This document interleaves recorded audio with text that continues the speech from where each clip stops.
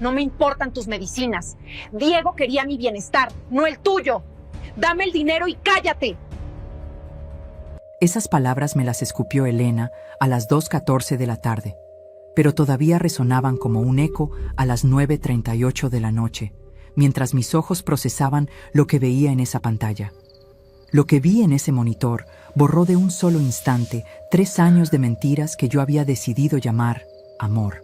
Ella no tenía idea de que, mientras me humillaba, yo no estaba sintiendo lástima por mí misma. Soy Patricia Morales y trabajé 32 años como enfermera jefe en la unidad de urgencias. Mi vida consistió en mantener la cabeza fría mientras el corazón de otros se detenía entre mis manos. Durante 3 años, dejé que ella creyera que yo era solo una anciana indefensa y cegada por el luto, pero lo que ella no sabía es que yo había estado haciendo un triaje de cada una de sus mentiras, síntoma por síntoma. No hubo lágrimas. Solo la miré a los ojos con la misma calma con la que se anuncia una hora de muerte y le dije: en exactamente 21 días, Elena, vas a recibir una llamada que te recordará quién soy realmente.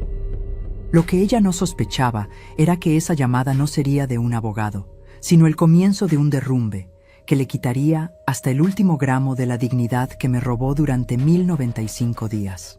El aire en esa sala, que alguna vez fue el hogar cálido de mi hijo, ahora olía a un perfume francés asfixiante que ella compraba con los ahorros de mi jubilación. Mis manos estaban frías, pero mi pulso era firme. El contraste era brutal. Ella, con su blusa de satén color durazno de 8,000 pesos, mirándome desde el sillón blanco que reemplazó el que Diego y yo elegimos juntos. ¿Sabes qué fue lo peor de ese momento? No fue el grito, fue el silencio que vino después. Un silencio que me confirmó que para ella yo ya no era un ser humano, sino un insumo médico que se estaba agotando. Pero déjame reformular eso, porque para entender cómo una madre llega a entregar hasta su último centavo a la mujer que desprecia su existencia, tengo que llevarte al día en que mi mundo se apagó. Eran las 3:42 de la madrugada de un 15 de marzo cuando el teléfono sonó. Fue la policía. Mi Diego, mi único hijo, había muerto en un accidente. He entregado esa noticia 1000 veces a extraños, pero recibirla hizo que algo dentro de mí se rompiera para siempre. Fue en el velorio donde Elena se acercó con su máscara de dolor perfecto. Me tomó de las manos y me susurró al oído: «Mamá Patty, Diego me hizo prometerle algo. Me dijo que si algo le pasaba, tú cuidarías de mí como él lo hacía. Fue su último deseo». Yo, en mi desesperación por mantener vivo un pedazo de mi hijo, le creí. Pero antes de contarte cómo esta mujer empezó a drenar mi vida como un parásito, necesito pedirte algo. Si alguna vez has sentido que tu buen corazón ha sido utilizado, suscríbete al canal y deja tu me gusta. Historias como la mía son un recordatorio de que la bondad no es debilidad. Y dime en los comentarios, ¿desde qué país me escuchas? Los primeros meses fueron un torbellino de manipulación.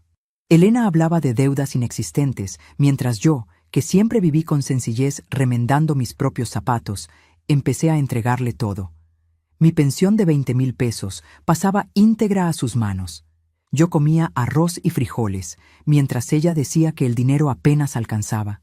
Recuerdo una tarde de julio en la que una pequeña alarma se encendió en mi cabeza. La encontré escondiendo bolsas de lujo. «Es ropa para el trabajo, necesito verme bien para que me asciendan», dijo sin vergüenza. Mi instinto de enfermera me dijo que algo andaba mal, que la dosis de sus mentiras estaba aumentando, pero la culpa y el dolor me hicieron ignorar los síntomas. La crueldad escaló. Cambió las cerraduras de la casa de mi hijo y me llamó por mi nombre, con una indiferencia que me heló la sangre. «Es por seguridad, Patricia. Además, tú solo traes tristeza». Pero el punto de quiebre absoluto ocurrió hace 3 meses, en mi cumpleaños número 61. Caminé hasta su casa esperando un abrazo, pero lo que encontré fue una fiesta. A través de la ventana la vi brindando con un collar de perlas que perteneció a mi madre. La escuché reír. La vieja me dio el cheque completo otra vez. Es tan fácil manipularla con el cuento del último deseo. Me quedé congelada en la acera.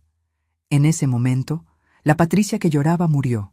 La jefa de enfermeras que sabe exactamente dónde cortar para extirpar un tumor regresó. No entré. No hice un escándalo.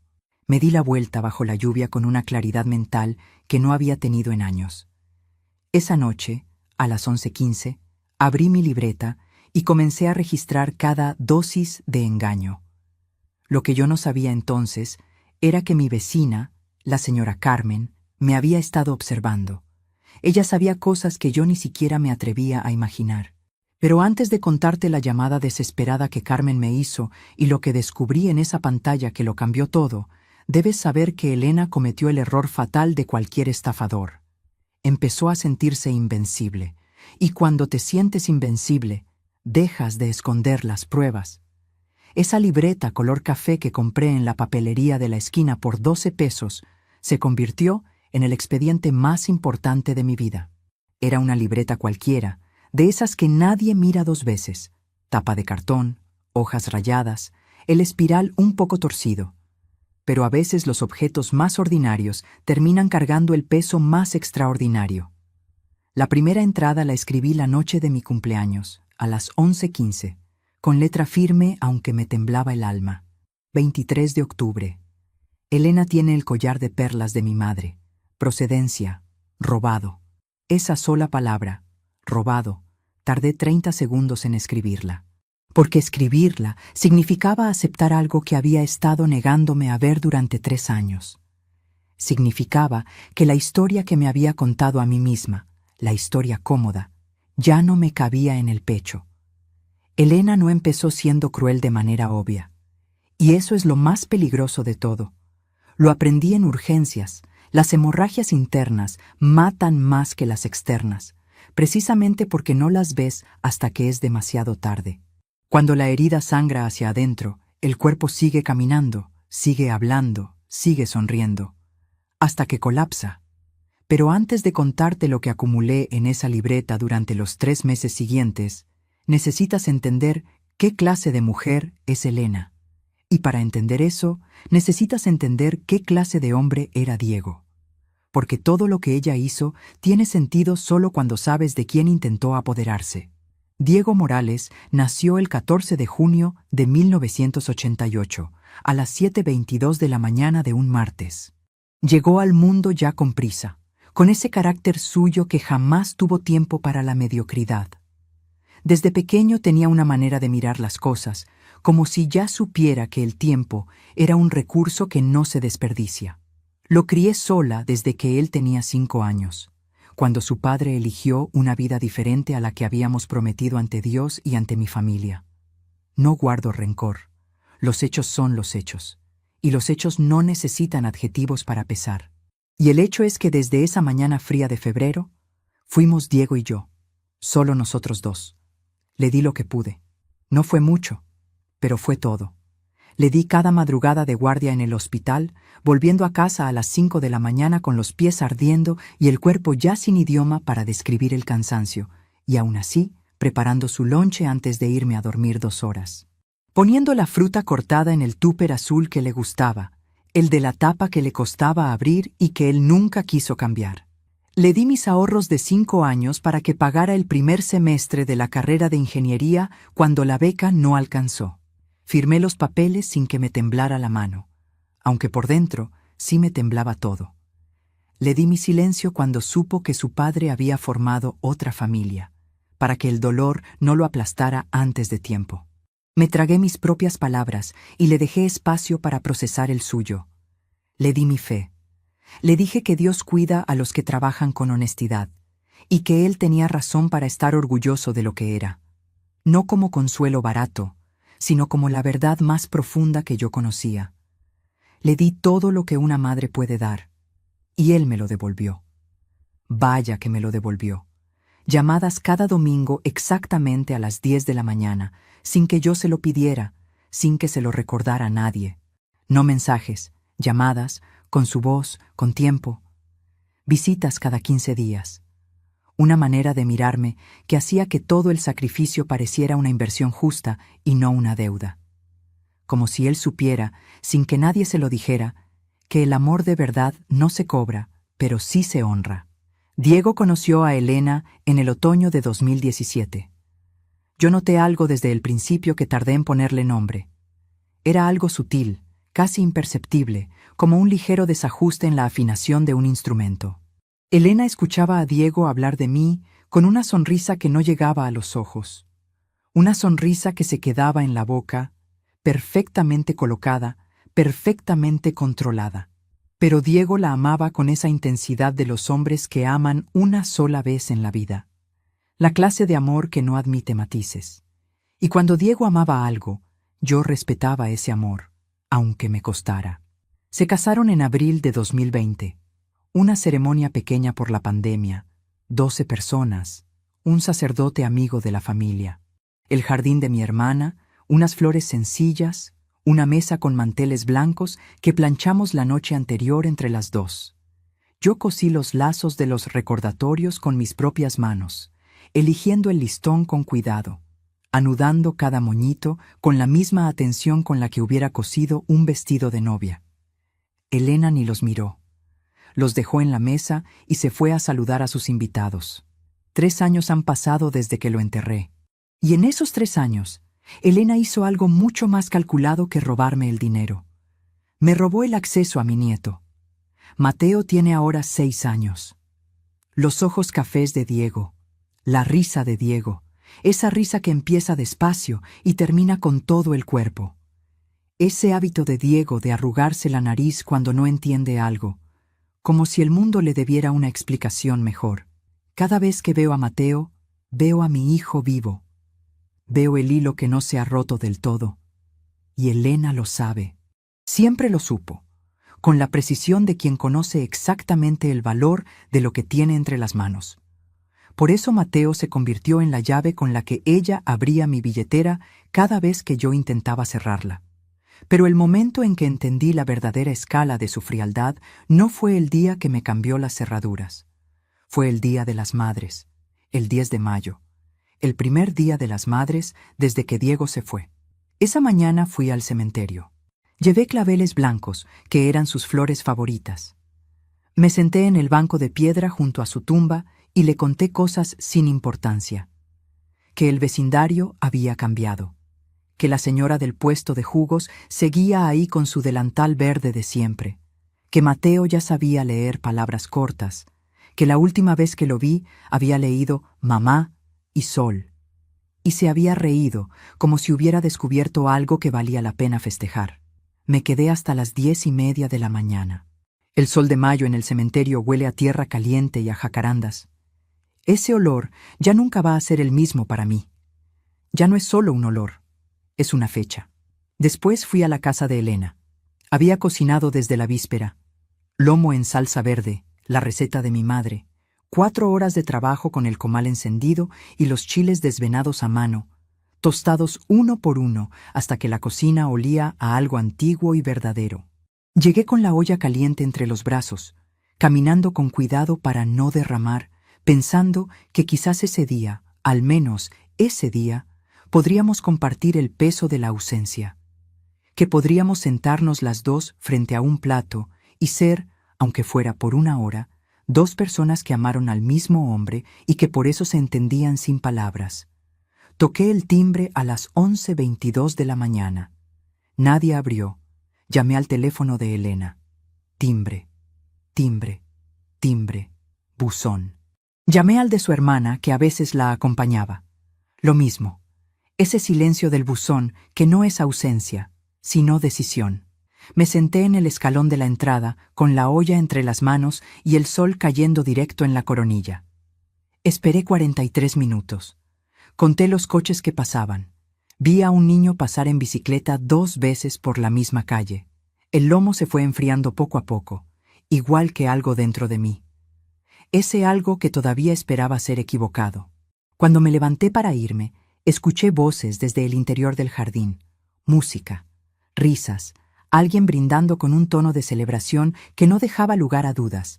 Había una reunión dentro. Simplemente no habían abierto la puerta. Manejé 3 kilómetros hasta mi departamento con las manos firmes en el volante y los ojos secos. Puse la olla en la mesa. Me senté frente a ella. frente a ese lomo que ya no humeaba, que ya no era la ofrenda que había querido llevar, sino solo comida enfriándose en una olla. Y en la boca, de repente, ese sabor amargo que no es exactamente tristeza ni exactamente rabia. Es el sabor de entender que para alguien tú simplemente no existes, que no eres un conflicto que resolver ni una persona que lastimar, que eres simplemente irrelevante. Esa noche no llamé a nadie. No fui a la iglesia. Solo me senté frente a la ventana con las manos sobre las rodillas, mirando las luces del edificio de enfrente encenderse y apagarse sin ningún orden particular. Y por primera vez en mucho tiempo no lloré. No tenía lágrimas. Tenía algo distinto, una claridad fría y filosa que empezaba a abrirse paso entre el dolor, como el bisturí antes de la incisión, limpio, preciso, necesario. Pero todavía no era suficiente para actuar. Todavía me quedaba un ciclo más de engaño por aguantar. 3 días después del 10 de mayo, Elena me llamó. «Mamá Patty, perdóname por el domingo. Se juntó todo, estábamos con unos amigos y el tiempo se me fue. ¿Cómo estás? ¿Comiste bien ese día?» Su voz era cálida, practicada, el tono exacto de quien sabe que tiene que compensar sin admitir nada. Respiré. Sentí algo que reconozco ahora como alivio demasiado fácil. Ese alivio que no nace de que algo haya mejorado, sino de que alguien te ofreció una salida del dolor y la tomaste porque el dolor es muy pesado y la salida estaba justo ahí, al alcance de la mano. «Bien, hija, sin problema». «Qué bueno». «Oye, necesito pedirte un favor. El equipo de fútbol de Mateo va al torneo regional y piden uniformes nuevos. Son 4,800 pesos. Ya sabes que el dinero está muy apretado este mes». Cerré los ojos. 3 segundos de silencio que valían más de lo que yo entendía en ese momento. Y le di el dinero. Todavía me cuesta entender por qué lo hice, pero creo que lo entiendo ahora, con la distancia que dan los meses. No lo hacía por Elena, lo hacía por Mateo, por no cortar el hilo que me conectaba con los ojos de mi hijo, por miedo a que si cerraba la billetera, Elena cerrara también esa puerta, y entonces no quedaría nada. Y Elena lo sabía con una precisión quirúrgica, con el diagnóstico de quien ha estudiado su caso durante años.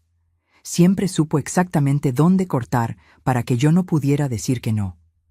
Pero en ese mismo mes de mayo, algo cambió. Volví al departamento después de la transferencia, abrí la libreta, anoté la fecha y el monto con la misma letra enfermera de siempre, sin adornos. Y entonces, por primera vez, hice algo que llevaba meses evitando. Saqué el total acumulado desde el primer mes. No porque quisiera saberlo, sino porque ya no podía seguir sin saberlo. Calculé con la calculadora del teléfono durante 20 minutos, revisando transferencias bancarias, retiros en efectivo, pagos de servicios que ella decía no poder cubrir, facturas de gastos de Mateo que jamás pude verificar. Cada número era real. Cada fecha estaba anotada. Yo misma los había registrado, uno por uno, sin entender todavía lo que estaba construyendo. El número que apareció en pantalla me hizo soltar el bolígrafo en la mesa. 674,000 pesos. En 2 años y 4 meses. Me quedé mirando esa cifra durante mucho tiempo. La miré como se mira un diagnóstico que ya sospechabas, pero que hasta ese momento no tenía nombre, ni forma, ni peso exacto. Y entonces entendí con exactitud lo que había estado ocurriendo. Lo que yo llamaba ayuda no era ayuda, era una hemorragia. Una hemorragia interna que había estado sangrando sin que yo quisiera ver la herida, porque ver la herida significaba admitir que me la habían hecho. A partir de ese día, la libreta café dejó de ser un diario. Se convirtió en un expediente médico.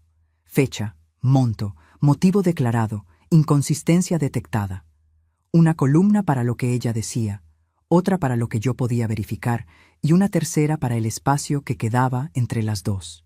El mismo método de triaje que aprendí en 32 años de urgencias. Anotar, comparar, identificar el patrón, establecer el diagnóstico, sin emociones, sin interpretaciones prematuras, solo datos. El diagnóstico era claro, y un diagnóstico claro obliga a actuar. No mañana, no cuando estés lista, ahora. Pero lo que yo todavía no sabía era que Carmen, mi vecina, llevaba semanas cargando algo que yo no podía ver desde mi ángulo. Algo que ocurría en los horarios en que yo no estaba, en los márgenes de mi historia, donde yo no tenía ojos. Algo que explicaba no solo a dónde iba el dinero, sino por qué Elena se sentía tan invencible, tan segura de que nunca habría consecuencias. Carmen lo sabía, y cargaba ese peso sola porque no encontraba cómo decírmelo sin destruirme. Porque hay verdades que solo se pueden entregar de una manera, mirando a los ojos a la otra persona y aguantando lo que viene después. Lo que me reveló cuando finalmente habló, eso necesito un momento para contarlo, porque hay cosas que, una vez que las sabes, ya no puedes ignorar. No puedes hacer como que no las escuchaste, no puedes volver al lugar donde estabas antes de oírlas. Y esta era una de esas cosas que no solo cambian lo que ves, cambian la manera en que miras todo lo que vino antes. Carmen me llamó un martes, el 8 de julio, a las 10:23 de la mañana. No con la voz de pánico con la que me llamaría meses después. Esta vez su voz era cautelosa, medida, como la de alguien que lleva días ensayando lo que va a decir frente al espejo y todavía no está segura de hacerlo, como si cada palabra que había preparado pesara más de lo que esperaba. Patricia, necesito contarte algo. Llevo semanas sin poder dormir pensando en si decirte o no, pero creo que tienes derecho a saber. Me senté en el sillón. En la calle, un vendedor de tamales pasaba con su olla pitando. Ese sonido tan cotidiano, tan ajeno a lo que estaba a punto de ocurrir dentro de mi sala. El café en mi taza ya estaba frío. Dime, Carmen. Patricia. Hay un hombre que entra a la casa de Elena 3 veces por semana, desde hace por lo menos 4 meses. Llega en un coche gris oscuro a las 2 de la tarde y sale a las 6. Mateo está en la escuela en ese horario. Yo lo he visto desde mi ventana. No sé exactamente qué significa, pero no podía seguir callándome. Se quedó en silencio. Un silencio que no era vacío, sino lleno de todo lo que las dos sabíamos y ninguna de las dos quería decir en voz alta. Y en ese silencio, yo entendí perfectamente qué significaba. Lo que no entendí todavía era la escala completa de lo que estaba pasando, porque Carmen me estaba contando solo una parte.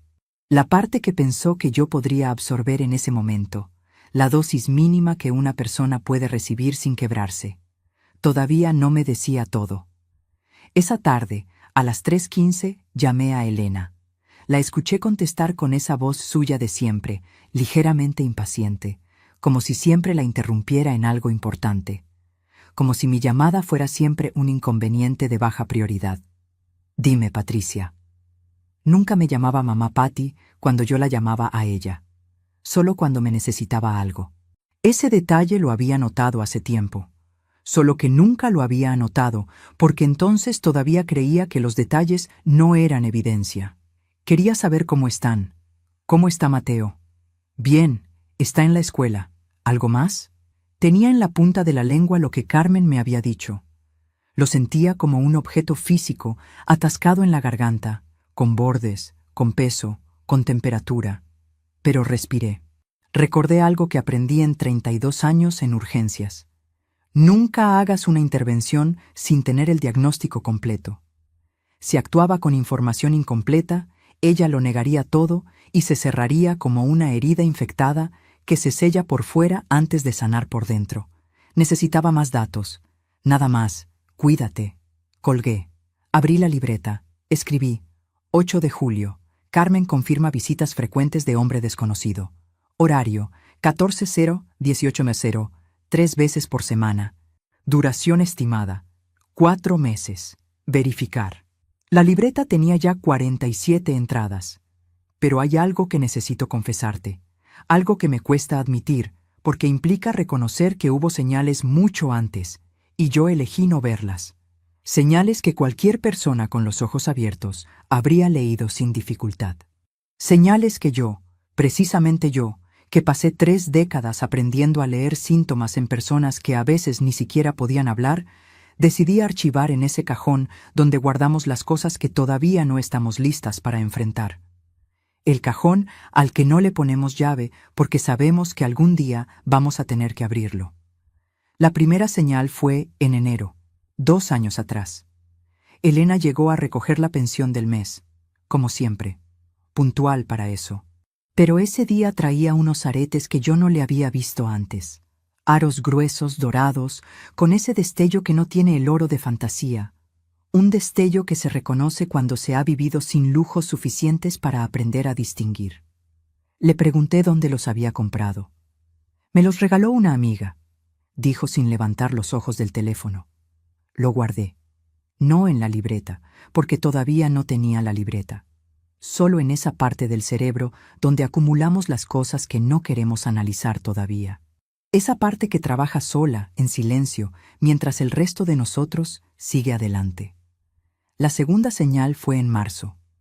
Fui a llevar un pastel a Mateo por su cumpleaños, uno de esos pasteles de 3 leches que Diego pedía de pequeño y que yo había empezado a hacerle a Mateo como si el gusto fuera hereditario, como si el amor también se transmitiera en las recetas.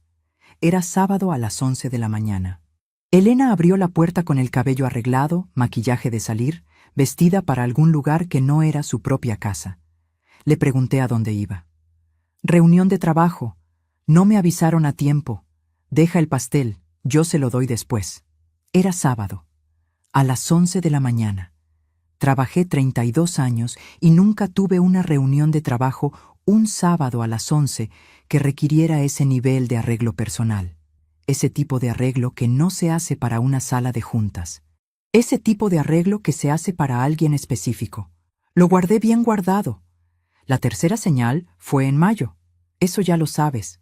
¿Sabes qué tienen en común todas esas señales? Que cada vez que aparecía una, yo misma me fabricaba una explicación que la neutralizaba. No porque fuera ingenua, no porque no supiera leer lo que tenía frente a los ojos, sino porque aceptar la verdad significaba perder el último hilo que me conectaba con Diego. La creencia de que su mujer, la madre de su hijo, valía la pena proteger. Que Diego no se había equivocado al amarla. Que el amor de mi hijo no había sido desperdiciado en alguien que no lo merecía. Y eso es algo que el corazón no suelta fácilmente, aunque la cabeza ya lo sepa. Pero volvamos a julio, porque en julio ocurrió algo que a punto estuvo de hacerme bajar la guardia por completo. Era el 19 de julio, un miércoles, a las 6:45 de la tarde. Elena llegó a mi departamento sin avisar. Traía a Mateo de la mano. Se veía diferente, sin maquillaje excesivo, con una blusa sencilla azul marino que me recordó la que solía usar cuando Diego vivía, en esos primeros años en que todavía se esforzaba por caerme bien. En la sala, el olor del guisado que yo había preparado para cenar se mezclaba con el aire fresco de la tarde que entraba por la ventana entreabierta. Era un momento que en otra circunstancia habría parecido normal, casi hogareño. Patricia, dijo, y en su voz había algo que no había escuchado en meses. Duda. Una grieta pequeña pero real en ese tono siempre controlado. Necesito hablarte. La hice pasar. Preparé café. Mateo se sentó en el sillón a ver caricaturas, como siempre lo hacía cuando venía, con esa manera suya de acomodarse que era exactamente igual a como lo hacía Diego. Las piernas dobladas, el cuerpo inclinado ligeramente hacia la pantalla, la mano izquierda bajo la mejilla. Creo que no te he tratado bien, dijo Elena. Miraba la taza entre sus manos como si las palabras estuvieran flotando ahí adentro y le costara sacarlas. Sé que he sido distante y fría. Sé que Diego me lo reprocharía si pudiera verme. Sentí algo que no quiero llamar esperanza, porque ya sé cómo termina, pero se le parecía demasiado. Tenía la misma temperatura, el mismo punto exacto en el pecho, donde se instala antes de que sepas si va a crecer o a apagarse. Solo quiero que sepas que valoro lo que haces por Mateo, por nosotros. Voy a intentar que las cosas sean diferentes. Me tomó la mano. Sus ojos brillaban con lo que yo quise leer como arrepentimiento y que ahora sé leer con más precisión. Respiré. Cerré los ojos un segundo. Y en ese segundo guardé la libreta en el cajón mental donde guardaba todo lo que todavía no estaba lista para resolver. Y cometí el error de creerle por segunda vez. Durante 18 días, Elena me mandó fotos de Mateo todas las mañanas. Fotos pequeñas, sin texto a veces, solo la imagen.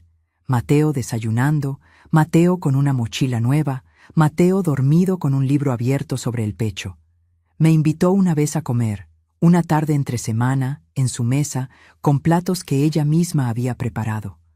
Me preguntó por mis medicamentos con una atención que no había tenido nunca. Parecía que algo había cambiado de verdad, que quizás el dolor del primer año la había endurecido temporalmente, pero que debajo todavía había algo que salvar, algo que merecía la pena esperar. Y entonces, el 11 de agosto, a las 9:02 de la mañana, llegó un mensaje. Patricia, sé que hemos tenido una buena racha últimamente, pero este mes el dinero no alcanza para la mensualidad de la escuela de Mateo. Son 8,000 pesos extra además de la pensión normal, solo por este mes. Cerré el mensaje. No contesté de inmediato. Me quedé con el teléfono en la mano, mirando esa última línea. Solo por este mes. 4 palabras que ya había escuchado antes, con distintas cantidades, en distintas fechas, siempre después de un período de calma, siempre después de que yo bajaba la guardia. Abrí la libreta. Anoté la fecha, el monto, y junto a la descripción de las 3 semanas anteriores de reconciliación, escribí una sola palabra.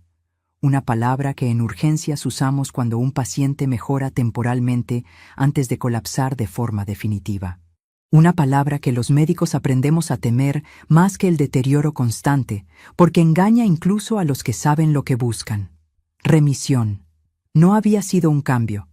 Había sido una remisión calculada, un periodo de mejora artificial diseñado para que yo bajara la guardia justo antes del siguiente golpe.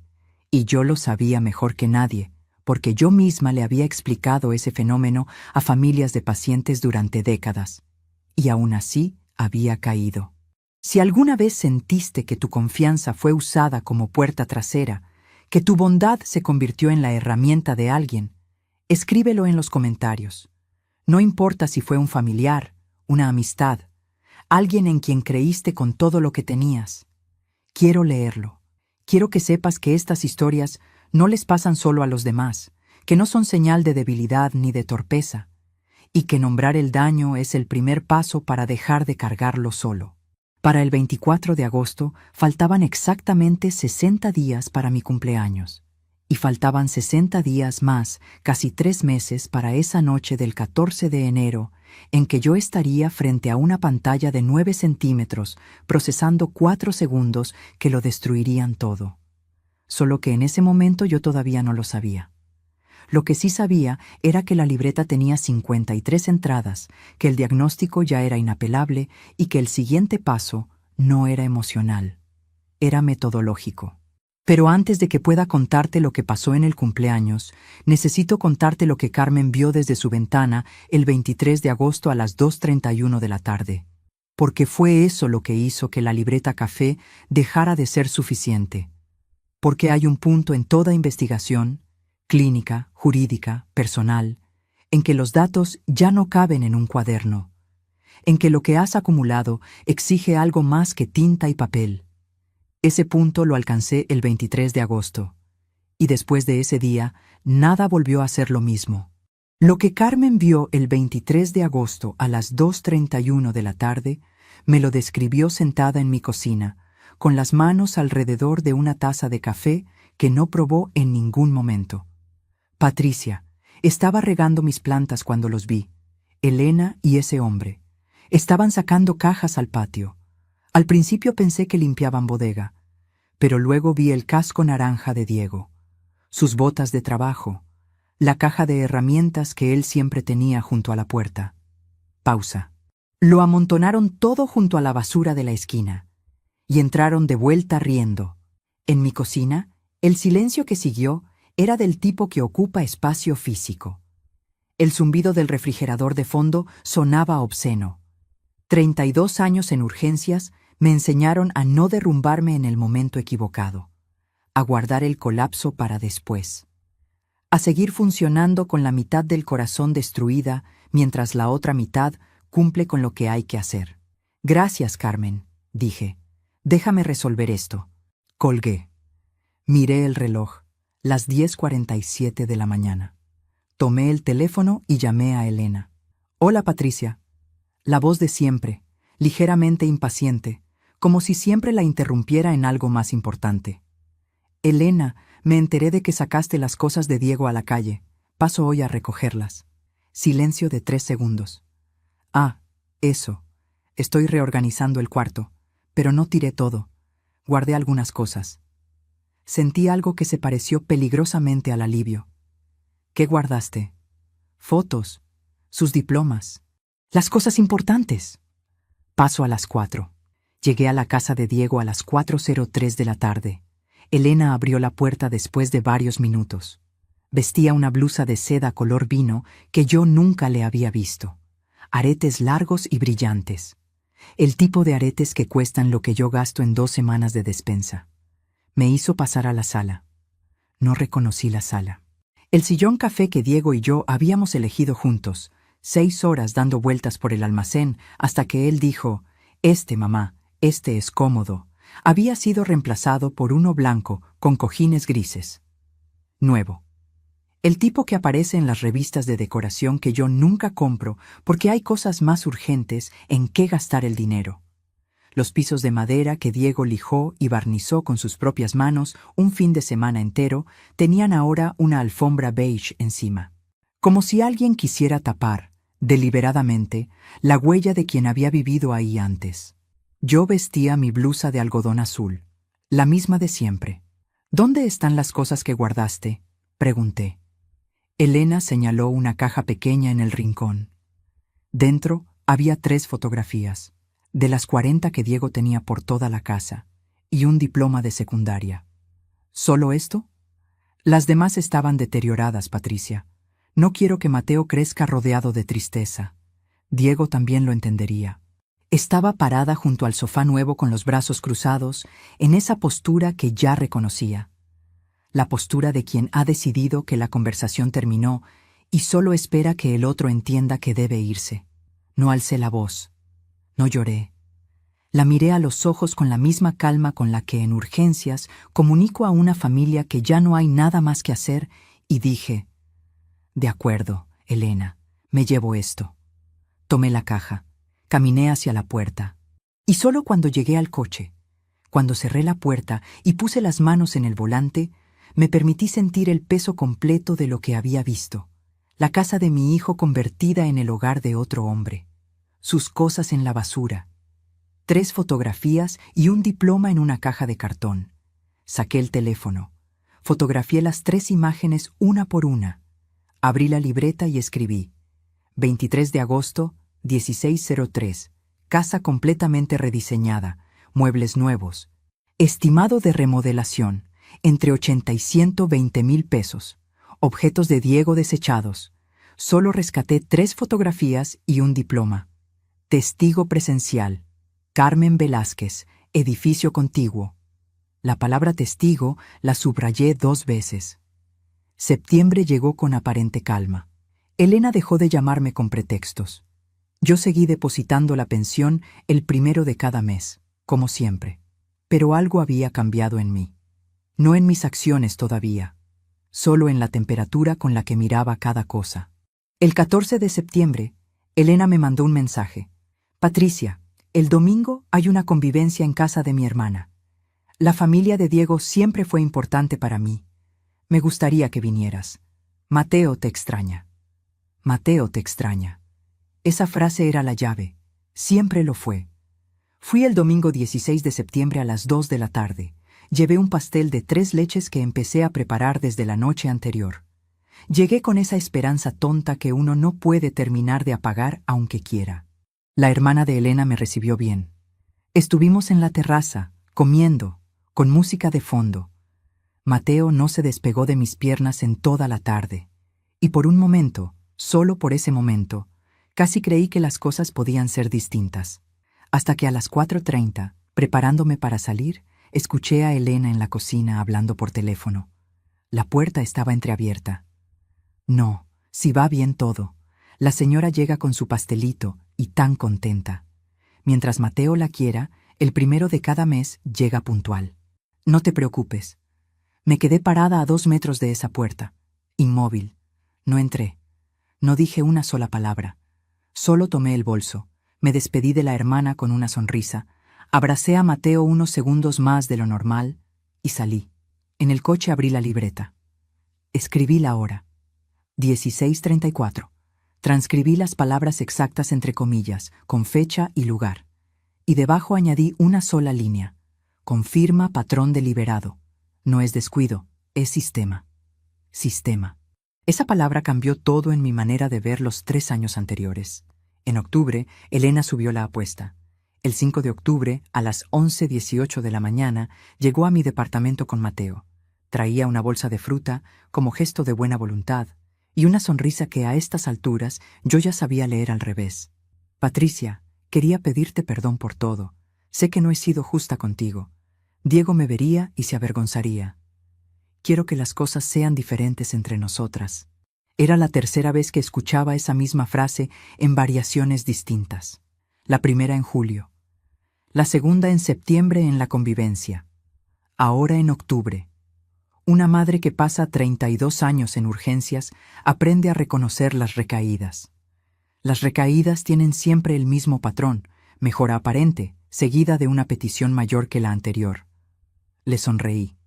Claro, hija, eso es lo que Diego hubiera querido. No dije más. Y en la libreta, esa noche, anoté simplemente: 5 de octubre. Tercera remisión. Esperar siguiente petición. La petición llegó 4 días después, el 9 de octubre, a las 8:55 de la mañana, por mensaje. Patricia, me urge, son 12,000 pesos. Te lo juro que es la última vez. 12,000 pesos. Sobre los 20,000 de la pensión mensual. No contesté ese día. No contesté al siguiente. El 11 de octubre, Elena me llamó al teléfono. Dejé que sonara. Y en la libreta escribí solo una cosa. Faltan 12 días para mi cumpleaños. 12 días para que yo me parara frente a esa ventana y escuchara, de su propia boca, la verdad que ya sabía pero que necesitaba escuchar para que la Patricia que todavía dudaba dejara de dudar para siempre. Lo que vino en esa ventana el 23 de octubre fue lo que terminó de construir el expediente. Y lo que comenzó en esa ventana fue lo que, exactamente 83 días después, pondría a Elena frente a consecuencias que ella ni en su peor pesadilla habría calculado. Solo faltaban 12 días. El 23 de octubre llegó con un cielo gris que amenazaba lluvia desde las 7 de la mañana. Cumpliría 61 años. No esperaba una fiesta, no esperaba gran cosa. Solo quizás un abrazo de Mateo. Quizás un café compartido en silencio con Elena, que aunque nunca fue cálida conmigo, al menos podía reconocer que ese día yo necesitaba no estar sola. Me arreglé con cuidado. La blusa verde que Diego siempre decía que me favorecía. El mismo perfume de siempre, el que mi madre usaba y que yo compro desde hace 30 años en el mismo puesto del mercado. Caminé 12 minutos hasta la casa de Diego. El barrio olía a tierra mojada antes de que cayera la lluvia, ese olor previo que es casi una promesa. Escuché la música antes de llegar a la esquina. Desde la banqueta, a través de la ventana iluminada, vi el movimiento de la reunión. Siluetas, vasos levantados, algo que se parecía peligrosamente a una celebración. Me detuve. Y entonces vi el collar. El collar de perlas que mi madre me había dado el día que me gradué de enfermera, 40 años atrás. Perlas pequeñas, con un broche de plata con forma de hoja. Un objeto que no tenía precio en dinero y que yo había guardado en la cajita azul del cuarto de Diego porque él siempre decía que algún día pasaría a su hija si llegaba a tenerla. Elena lo traía puesto. Brillaba en su cuello bajo la luz de la sala renovada. Y entonces, como si el universo quisiera asegurarse de que yo no tuviera ninguna duda más, su voz salió por la ventana entreabierta, nítida y clara por encima de la música. La vieja me dio el cheque completo otra vez. Es tan fácil manipularla con el cuento del último deseo. Diego ni siquiera me pidió eso, fue idea mía. Diego ni siquiera me pidió eso, fue idea mía. Me quedé parada en esa banqueta con la lluvia empezando a caer sobre mis hombros. Fría, inmóvil, procesando. La Patricia que había estado llorando durante 3 años murió en ese momento. Ahí, en esa banqueta mojada, bajo esa lluvia de octubre. Lo que ocupó su lugar era algo que yo conocía muy bien. Algo que había visto activarse en 32 años de urgencias cuando el diagnóstico por fin llegaba con nombre y apellido. Esa claridad fría, sin temblor, sin lágrimas, con la que el cuerpo dice, ya sé exactamente lo que hay que hacer. Me di la vuelta. Caminé de regreso a casa bajo la lluvia sin apresurar el paso. Nadie en esa sala supo que yo había estado afuera. A las 11:15 de esa noche, con el cabello todavía húmedo, abrí la libreta café y escribí la primera entrada con todo lo que había acumulado. Escribí durante 40 minutos sin parar. Fechas, montos, frases textuales, nombres, circunstancias. Cuando terminé, cerré la libreta y puse la mano encima como quien cierra un expediente de urgencias que ya tiene diagnóstico definitivo. Esa noche no lloré. Solo tomé mi taza de manzanilla y le hablé a Diego en voz baja, como hago a veces cuando el silencio del departamento pesa demasiado. Ya sé, hijo, ya entendí. No te preocupes. En noviembre tomé la primera acción concreta. Llamé al doctor Ramírez. No el médico. El licenciado Ramírez, Ernesto, que fue enfermero en mi hospital durante 10 años antes de retirarse a estudiar Derecho. 44 años conociéndonos. Un hombre de pocas palabras y criterio preciso. Le expliqué todo en una llamada de 42 minutos. Patricia, me dijo cuando terminé, lo que describes no es solo ingratitud. Hay elementos de fraude por abuso de confianza. Pero necesitas documentación fehaciente. Todo lo que tienes en esa libreta tiene que estar respaldado con comprobantes bancarios, capturas de pantalla, testimonios. ¿Cuántos meses tienes registrados? 36, con montos exactos. Un silencio. Bien, no hagas nada todavía. Sigue documentando. Te voy a preparar una lista de lo que necesitas reunir. Y Patricia, no le digas nada a ella. No todavía. Ese fue el primer día que el dolor dejó de ser solo dolor y se convirtió en estrategia. Pero mientras te cuento todo esto, me pregunto desde qué parte del mundo me estás escuchando. Escribe el nombre de tu ciudad en los comentarios. Me encantaría saber hasta dónde están llegando estas palabras, porque sé que esta historia no es solo mía. En diciembre pasó algo que cambió todo, algo que no buscaba, que encontré por accidente y que transformó un expediente sólido en algo devastador. El 7 de diciembre, reorganizando el closet del cuarto que antes fue de Diego cuando visitaba, encontré su teléfono viejo, el que tenía antes del accidente. Uno de esos teléfonos de pantalla rayada y funda de hule negro que él nunca quiso cambiar porque decía que funcionaba bien. Lo había guardado yo misma después del velorio, sin razón concreta, por esa costumbre de las madres de conservar cualquier objeto que perteneció al hijo. Lo cargué durante 3 horas. Cuando la pantalla encendió, mis manos reconocieron su fondo de pantalla. Una foto de Mateo con 2 años, dormido, con la boca entreabierta. Me detuve ahí un momento. Respiré, y entonces abrí los mensajes. No buscaba nada en particular. Solo quería verlo a él. Su manera de escribir, con abreviaturas que yo nunca entendía, con signos de exclamación en exceso. Sus últimas conversaciones con sus amigos, con Mateo cuando ya tenía teléfono propio. Pero entonces vi un nombre que no reconocí. Una conversación que Diego había tenido con Elena 3 semanas antes del accidente. Un intercambio largo, con un tono que yo nunca le había escuchado a mi hijo. Serio, dolido. Con esa forma particular de escribir que tienen las personas cuando están tratando de no decir lo que realmente sienten. Elena, ¿quién es ese hombre? Carmen me dijo que lo vio 2 veces esta semana. La respuesta de Elena. Un compañero del trabajo, no seas desconfiado. Luego, 5 días después, necesito que hablemos en serio. Algo está pasando y no me lo estás diciendo. Elena. Estás paranoico, Diego. Cuídate. Ese fue el último mensaje de esa conversación. 7 días después, Diego tuvo el accidente. Puse el teléfono sobre la cama con cuidado. Me levanté. Caminé hasta la ventana. Miré la calle sin ver nada. El hombre de las visitas no era nuevo. No había llegado después del accidente. Había llegado antes. Meses antes de que Diego muriera, Elena ya tenía esa vida paralela. Ya había empezado a construir la salida. Y el cuento del último deseo, la frase que me repitió durante 3 años para vaciarme la jubilación mes a mes, era exactamente lo que ella misma había admitido en esa ventana iluminada. Una idea suya. Premeditado. Todo. Premeditado desde antes de que Diego cerrara los ojos por última vez. Llamé al licenciado Ramírez esa misma noche a las 9:54.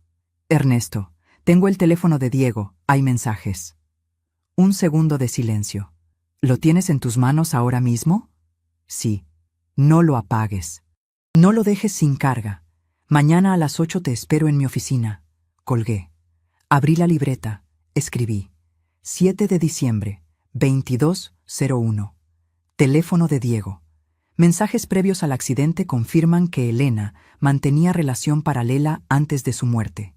Diego lo sospechaba. No hay coincidencia. Hay patrón. Hay premeditación. Subrayé esa última palabra 3 veces. Y en la esquina inferior de la página escribí algo que no había escrito hasta entonces. Solo faltan 38 días. 38 días para el 14 de enero. Para la tarde en que Elena me diría, sin saber lo que yo tenía entre manos, que no me importaran mis medicinas. Para la noche en que vería esa pantalla y el expediente de 3 años encontraría su última página. 38 días. Y yo ya sabía exactamente lo que iba a pasar. Lo que todavía no sabía era que Elena estaba a punto de cometer el error que lo haría todo mucho más fácil. El 8 de diciembre, a las 8:04 de la mañana, el licenciado Ramírez abrió la puerta de su despacho antes de que yo terminara de tocar. «Dame el teléfono». Se lo entregué sin decir nada. Lo conectó a una tablet con un cable delgado, tecleó algo durante 15 minutos con la concentración de quien trabaja sin margen para el error. Y luego me miró por encima de los lentes con esa expresión que reconocí de los años en que trabajamos juntos en el hospital, la expresión del hombre que acaba de entender la dimensión completa de un problema. «Patricia, estos mensajes son recuperables y admisibles. Voy a hacer una extracción forense del historial completo. Esto, combinado con lo que ya tienes en la libreta, construye algo muy sólido». Sólido. Esa palabra la guardé en algún lugar del pecho donde antes solo había herida. «¿Qué tan sólido?», pregunté. «Suficientemente sólido para que un juez escuche. Pero necesitamos una cosa más. Necesitamos que ella lo diga, que diga algo incriminante en un contexto donde no pueda negarlo después». Me quedé en silencio. «¿Y si ya lo dijo?».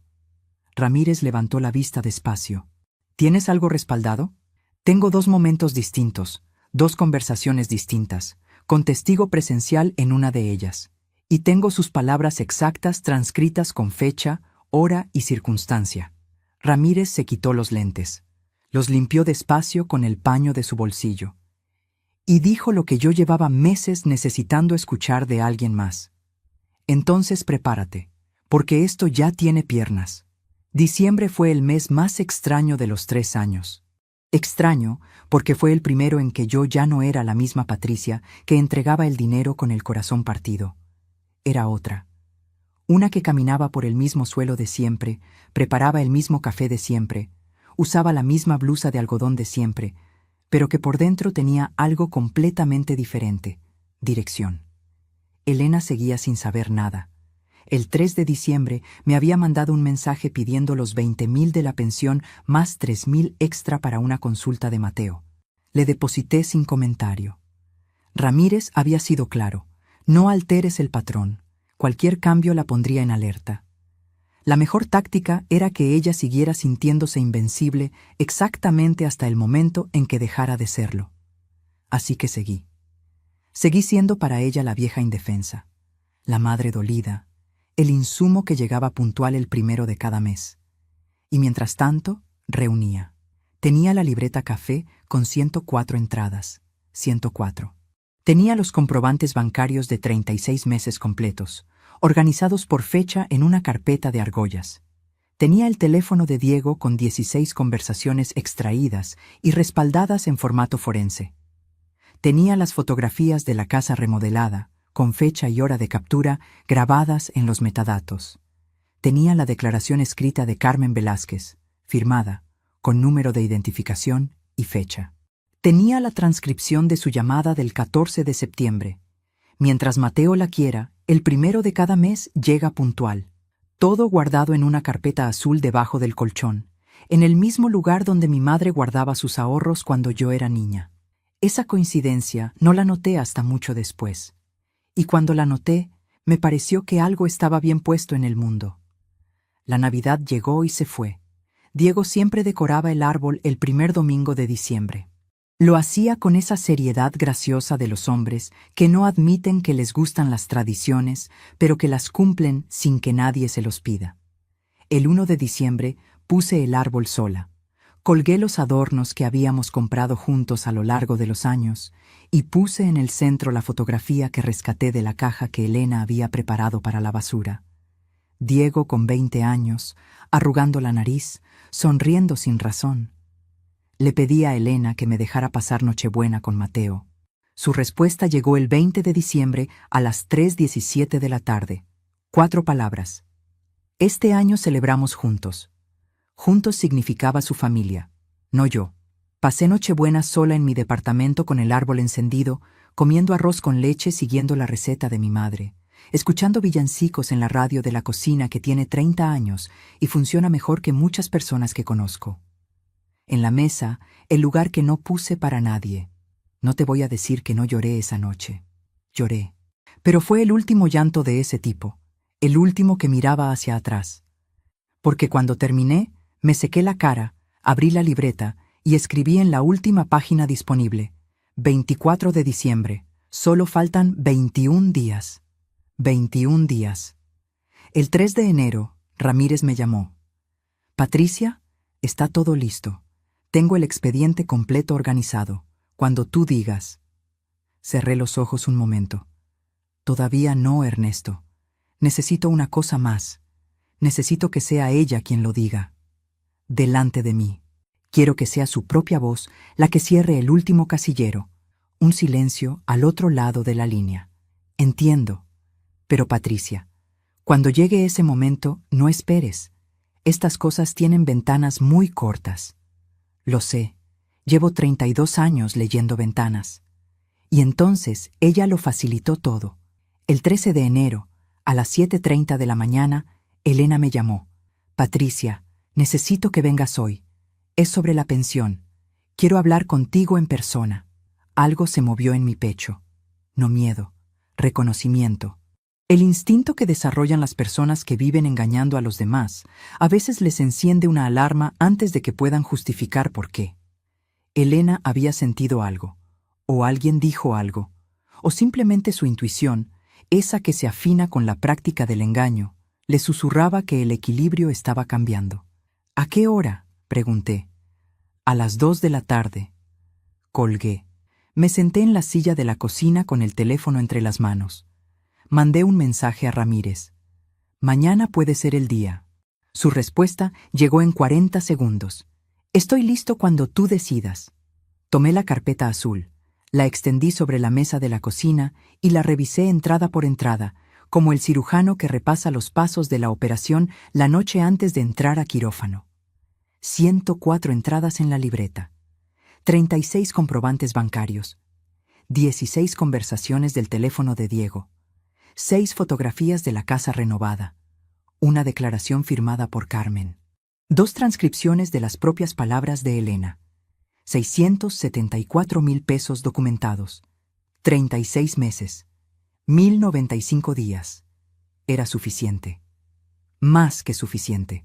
Esa noche, mientras revisaba todo por última vez, pensé en Diego, en sus ojos cafés, en su manera de abrazarme cuando llegaba a visitarme, con ese abrazo largo de los hijos grandes que saben exactamente cuánto pesan los silencios de sus madres. Le di lo que pude durante 35 años.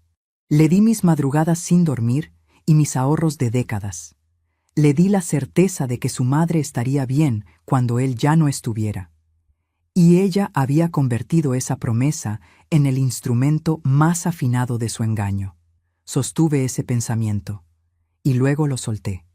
Porque Patricia Morales, jefa de enfermeras de urgencias durante 32 años, no entra a las cirugías cargando el peso de la rabia.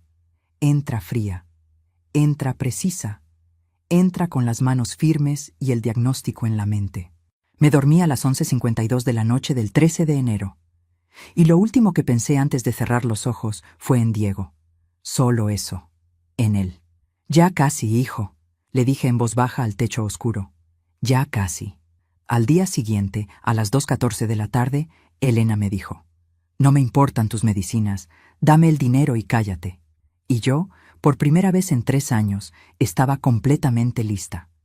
El 14 de enero, a las 12:47 de la tarde, antes de salir de mi departamento, hice 3 cosas.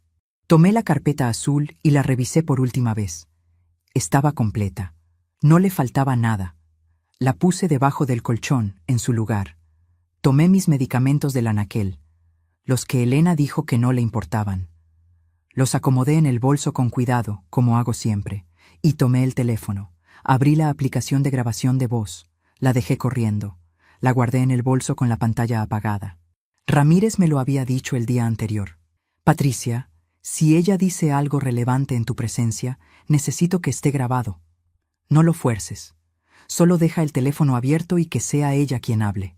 Caminé 12 minutos hasta la casa de Diego. El cielo de enero estaba limpio y frío. La calle olía a comida recién hecha, saliendo por las ventanas abiertas. Un perro me siguió media cuadra y luego se aburrió. El barrio era exactamente el mismo de siempre. Solo yo era diferente. Toqué el timbre a las 1:58 de la tarde. Elena abrió la puerta a los 4 minutos. Traía puesta una blusa de satén color durazno que nunca le había visto. El cabello perfectamente arreglado para un martes de mediados de enero. Ese perfume francés asfixiante que llegó a mi nariz antes de que ella terminara de abrir la puerta. Yo vestía mi blusa de algodón azul, la de siempre. «Pasa», dijo, sin mamá Patty, sin sonrisa. Solo pasa, como si me citara a una reunión de trámite. La sala olía a café reciente, pero no me ofreció.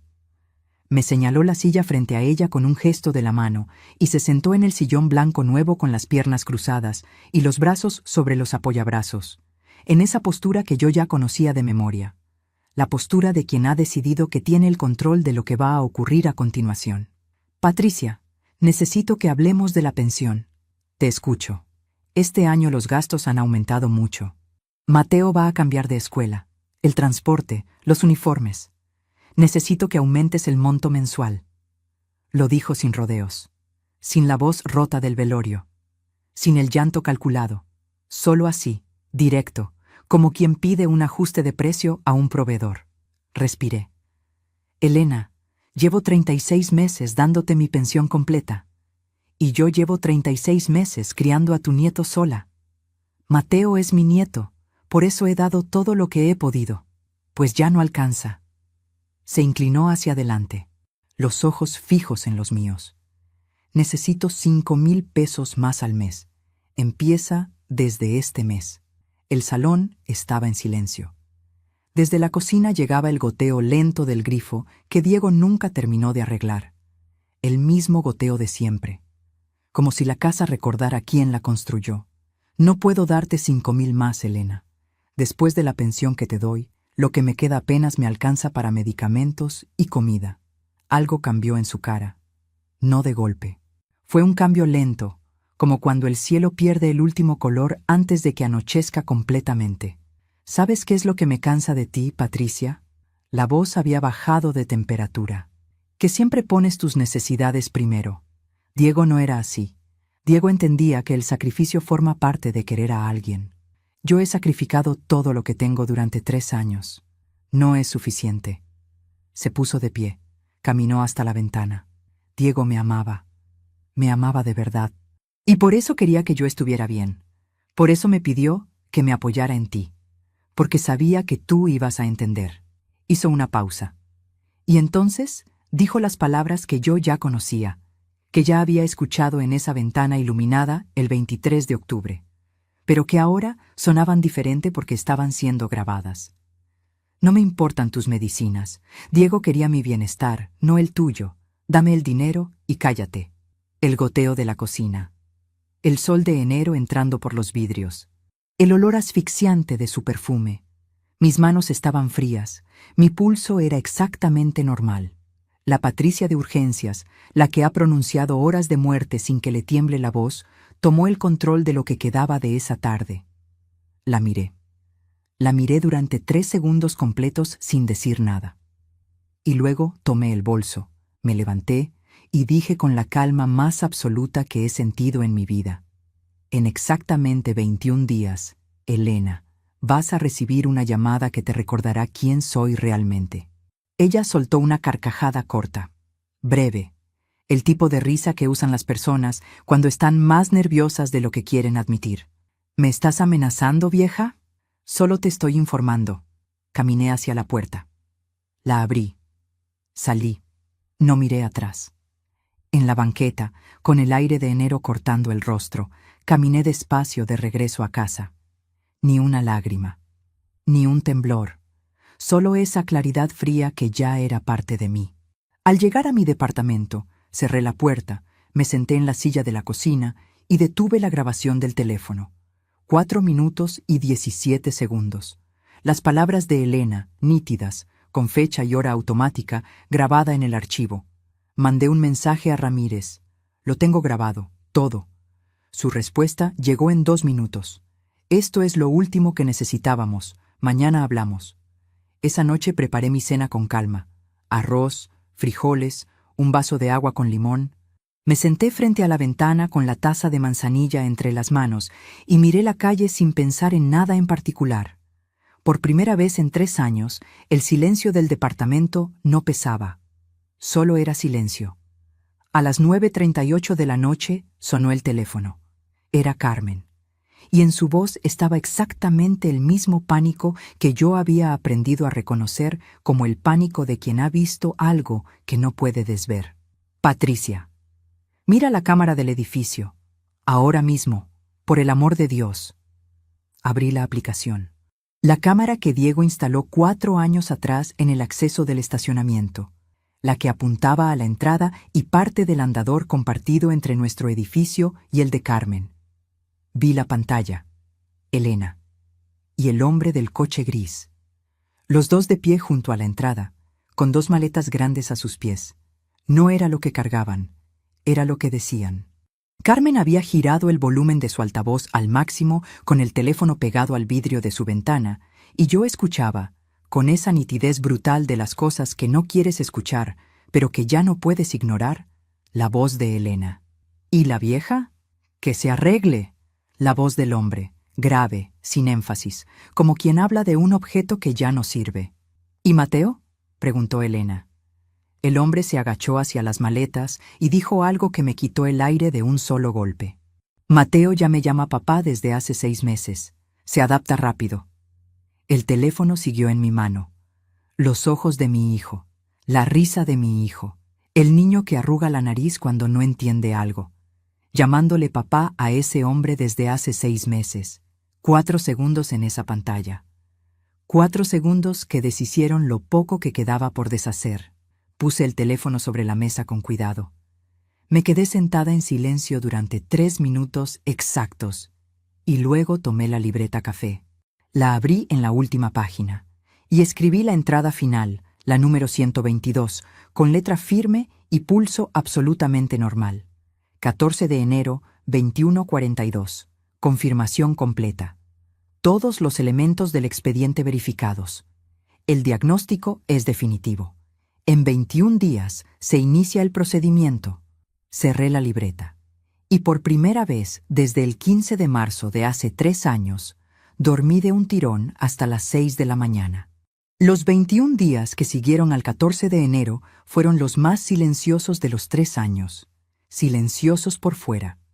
Por dentro eran otra cosa completamente. Ramírez y yo nos reunimos 3 veces.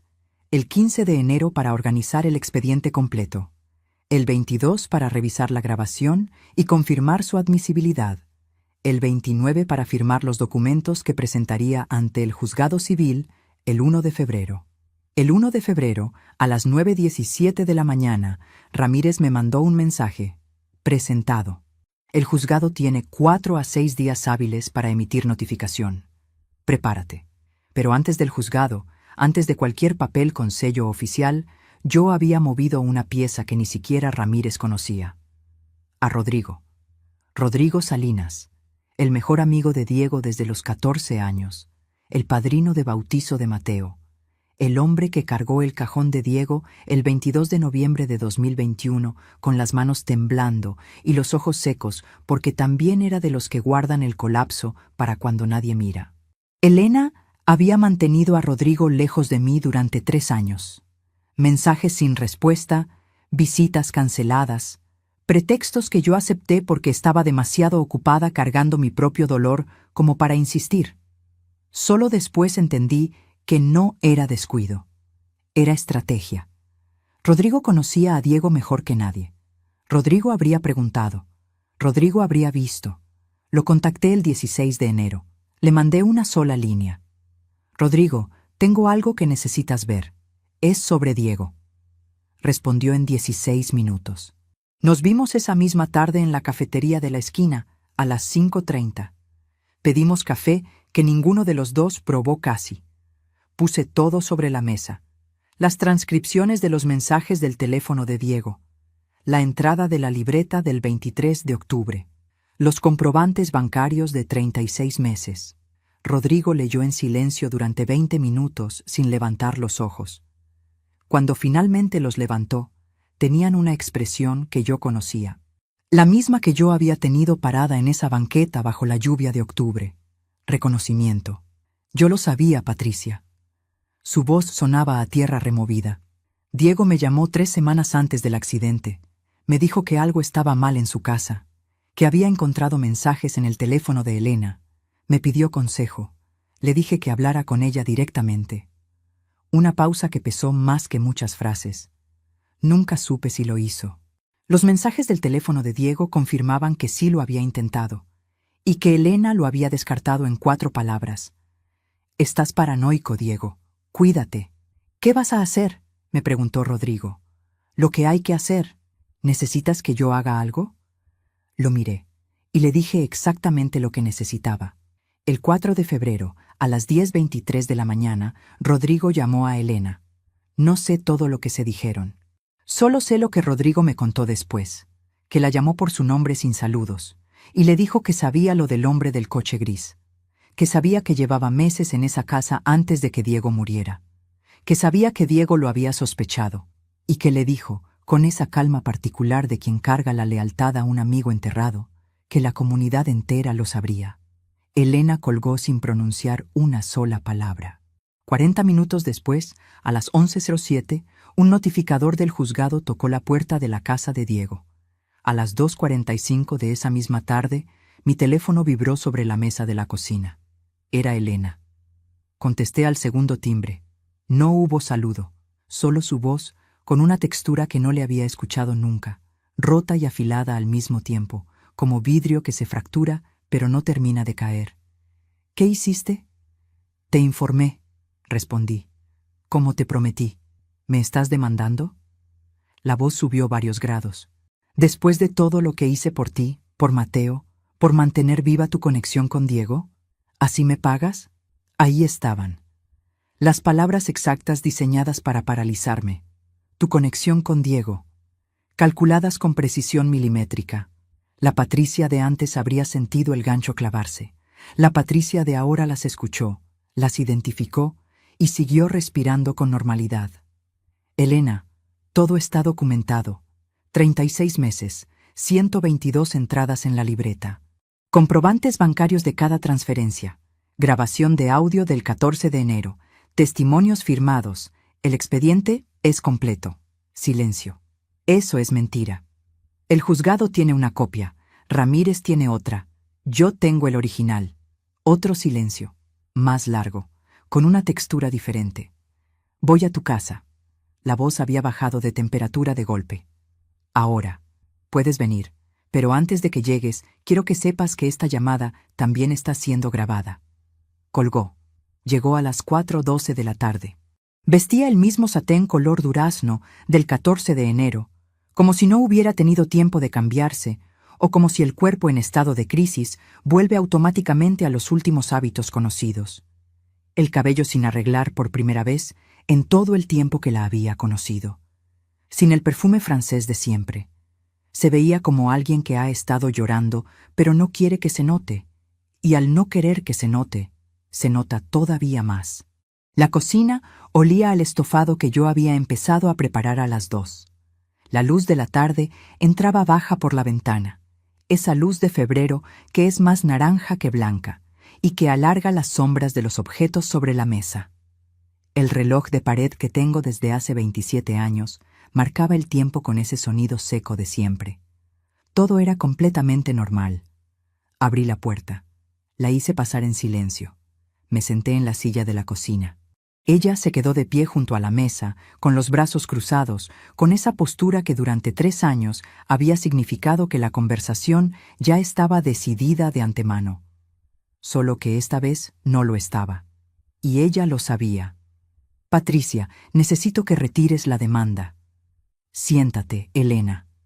No me voy a sentar. Necesito que entiendas lo que... Siéntate. Algo en mi voz la detuvo. La misma voz que durante 32 años dio instrucciones en salas de urgencias. La voz que no sube porque no necesita subir. La voz que sabe que el volumen no mide la autoridad. Se sentó. Puse la carpeta azul sobre la mesa entre las dos. Puedes revisarla si quieres. Está organizada cronológicamente. El primer comprobante está fechado el 3 de diciembre de 2021. El último, el 1 de enero de este año. Elena miró la carpeta pero no la tocó. Como si tocarla la convirtiera en algo más real de lo que ya era. ¿Cuánto quieres?, preguntó. La pregunta plana, sin drama, la de alguien que ya entró en modo de negociación pura. No quiero nada que no me pertenezca, solo lo que es mío. 674,000 pesos, en el plazo que el juez determine. No tengo ese dinero, Patricia. El juzgado encontrará la manera. Se quedó en silencio, los ojos en la carpeta azul, y en ese silencio yo escuché cómo algo se reordenaba dentro de ella. No remordimiento, todavía no. Solo el sonido de una estructura que llevaba 3 años sosteniéndose sobre una mentira y que en ese momento empezaba a ceder. ¿Y los mensajes del teléfono de Diego? La voz había perdido su filo. Era casi un susurro. Están en el expediente. 16 conversaciones extraídas en formato forense. Un silencio distinto, más hondo. Él lo sabía, dijo. No era una pregunta. Sí, él lo sabía. Elena cerró los ojos. Los mantuvo cerrados durante varios segundos. Y cuando los abrió, tenían una expresión que yo no le había visto nunca. No rabia, no cálculo, solo el peso de alguien que por primera vez no tiene dónde esconderse. Se dobló hacia adelante, puso los codos sobre la mesa y se cubrió la cara con las manos. No lloró. Solo estuvo así, quieta, sosteniendo algo invisible entre las palmas. Durante 1 minuto entero que los dos vivimos en silencio absoluto. Cuando levantó la cara, algo había cambiado en su expresión. No era remordimiento completo. Era el agotamiento de quien por fin dejó de sostener una mentira demasiado grande para un solo par de manos. Patricia. La voz era diferente. Sin capas. ¿Qué va a pasar con Mateo? Y ahí estaba. La única pregunta que importaba de verdad. La única que yo también llevaba semanas haciéndome en la oscuridad. Todavía me pregunto si lo que decidí en ese momento fue lo correcto. ¿Y tú? Si estuvieras en mi lugar, frente a esa mujer que te robó 3 años, casi 1 millón de pesos, y el último deseo de tu hijo que ni siquiera era real, frente a la madre del nieto que lleva los ojos de Diego, ¿qué habrías hecho? Deja tu respuesta en los comentarios. Necesito saber que no soy la única que se hizo esa pregunta. Le respondí sin dudar ni un segundo. Mateo no tiene culpa de nada. Mi relación con Mateo no está en discusión. Eso no se toca, Elena, nunca. Algo se asentó en su cara, no alivio exactamente, algo más parecido al peso de entender que hay personas que separan lo que debe separarse, aunque separarlo cueste todo. El hombre del coche gris, dije. ¿Sigue en la casa? Pausa. Se fue esta mañana. Cuando llegó la notificación del juzgado, tomó sus cosas y salió. No me sorprendió. Los que construyen su vida sobre la de otros siempre encuentran la puerta antes de que el techo empiece a caer. Siempre. Elena se quedó mirando la carpeta azul sobre mi mesa de cocina. La misma mesa donde Diego había desayunado de niño, donde habíamos partido pasteles de cumpleaños, donde yo había llenado durante 3 años una libreta café con cada mentira suya. ¿Por qué no me enfrentaste antes?, me preguntó. Sin agresión ya, solo la pregunta. La consideré durante un momento. Porque antes no tenía todo, y una enfermera de urgencias no interviene hasta tener el diagnóstico completo. Algo cruzó su cara, algo que se pareció, por un instante brevísimo, a respeto. Lo que pasó en los días siguientes fue limpio y preciso, como una cirugía bien ejecutada. El 7 de febrero, el juzgado estableció el proceso formal por fraude por abuso de confianza. 674,000 pesos a ser reintegrados en plazos acordados, con garantías sobre la propiedad que Diego había levantado y sobre cuyos derechos yo nunca había reclamado nada porque no quise, hasta ese momento. El 9 de febrero, Rodrigo se presentó como testigo voluntario. Declaró en 20 minutos lo que había tardado 3 años en poder decir. El 12 de febrero, la madre de Elena llamó a mi departamento llorando. Le respondí lo mismo que a Elena, que el proceso no era venganza, era restitución. Hay una diferencia, y esa diferencia importa. Y el 14 de febrero, exactamente 31 días después de que le dije a Elena que recibiría una llamada que le recordaría quién soy, y 10 días después de que esa llamada llegara, Mateo apareció en la puerta de mi departamento. Elena no subió. Lo dejó en el umbral con su mochila azul y me miró desde la banqueta, desde abajo, con esa expresión de quien finalmente entiende con exactitud lo que perdió. No el dinero, no el proceso legal, sino algo que no se puede devolver con ningún pago y ningún plazo de juzgado, la confianza de una madre que lo dio todo.